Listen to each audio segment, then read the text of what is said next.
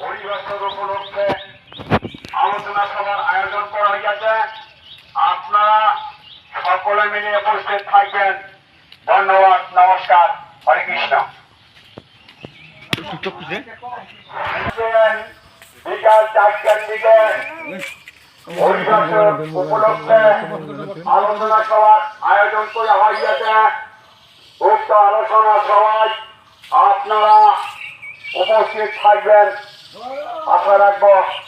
নমস্কার, হরে কৃষ্ণ। দেবতার মন্দিরের সকল ভক্তবৃন্দের প্রতি নমস্কার। আজকে বিকাল 4টার দিকে হরিবাসর উপলক্ষে আলোচনা সভার আয়োজন করা হয়েছে। আপনারা উক্ত হরিবাসর আলোচনা সভায় উপস্থিত থাকবেন আশা রাখি। নমস্কার, হরে কৃষ্ণ।